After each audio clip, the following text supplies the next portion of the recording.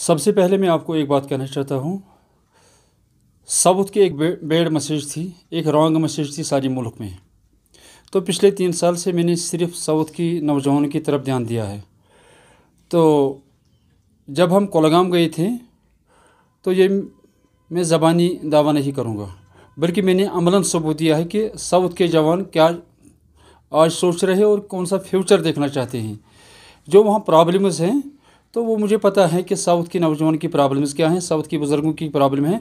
इन all grass root level पर मुझे हर एक साउथ डिस्ट्रिक्ट का इस वक्त रोड में बना हुआ है और साउथ के जनता ने आज ये साबित कर दिया है कि हमें जमहूरियत पर यकीन है। इन दिन के अंदर त्राल में एक बहुत बड़ा इवेंट है और इंशाल्लाह आपके सामने ही होंगे वो इवेंट भी और वहाँ के नौजवान भी जो उनके दिल में हैं।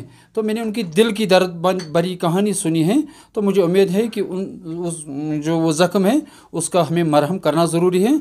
और सेंट्रल गवर्नमेंट को भी मैं एक बात कहना चाहता हूँ कि जब वो वक्त पर आते हैं तो एक बोली बोल रहे हैं, लेकिन जम्मू कश्मीर अवामी फोरम ये कतई बर्दाश्त नहीं करेंगे। जो आज अमलन इनको डेवलपमेंट करनी है, बेरोज़गारी का खात्मा करना है, अब इनको भी अमलन साउथ की तरफ ध्यान देना है।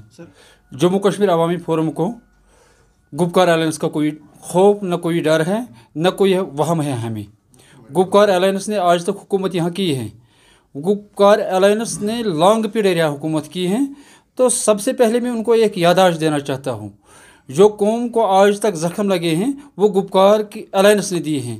अगर मैं डेवलपमेंट की तरफ जाऊँ, अगर मैं फौजी इनखिला जो बात महबूब मुफ्ती ने कुछ 1-2 दिन पहले कही हैं, तो उसको वो वक्त याद नहीं है जब होम मिनिस्टर ऑफ इंडिया यहाँ आए नौजवानों को मिलने के लिए। उस वक्त उसने टॉफ़ी का लफ्ज़ इस्तेमाल किया है। आज उसको अपने गिरेबान में देखना है कि उसने उस वक्त क्या किया है।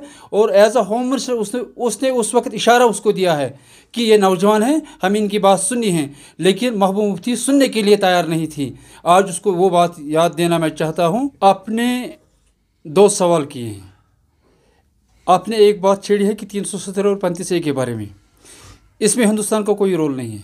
इसको ख़त्म करने में गुपकार अलायंस का रोल है, क्योंकि उनको पता था कि बीजेपी की मैनिफेस्टो में था 370-35A को ख़त्म करना, लेकिन ये चीफ मिनिस्टर यहाँ रही, उन्होंने अर्जेंटली असेंबली में कोई कार्रवाई नहीं की है, असेंबली में कोई बिल पास नहीं की है।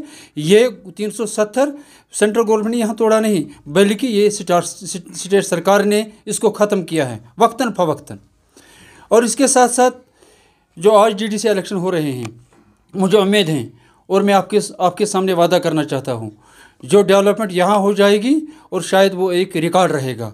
यूथ को एम्पावर बनाने के लिए, इंडस्ट्रियल पॉलिसी को कायम करने के लिए, और पढ़े लिखे जो नौजवान हैं, इंशाल्लाह मैंने कल भी कहा और आज भी कहूँगा और आपके सामने वक्तन फ़वक्तन मैं ये कह रहा हूँ कि 1 लाख वैकेंसियाँ यहाँ जनाब सतपाल मलिक साहब की क़यादत में रिज़र्व हैं।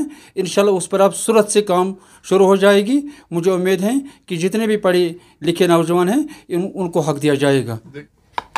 यही एक प्रॉब्लम रही है ना, जब तक जितने भी सरकारें बनी हैं, जितने भी मिनिस्टर बने हैं, जितने भी MLA आज तक बने हैं, तो जिन लोगों से जिन बेकसूर वो आवाम एक पॉलिटिकल आवाम नहीं था। आज मुझे उम्मीद है कि आज अवेयरनेस हैं, आज यहाँ के नौजवान खुद अपने पैरों पर खड़ा होने के लिए तैयार हैं और आज इनके सामने पॉलिटिशियन का विजन आ गया है। और उन्होंने कल ही आपने देखा है 2 मंथ पहले गुपकार अलायंस ने कह दिया है कि जब तक 370 और 35A का मसला हल नहीं हो जाएगा और स्टेट का झंडा वापस नहीं दिया जाएगा, तब तक हम इलेक्शन नहीं लड़ेंगे।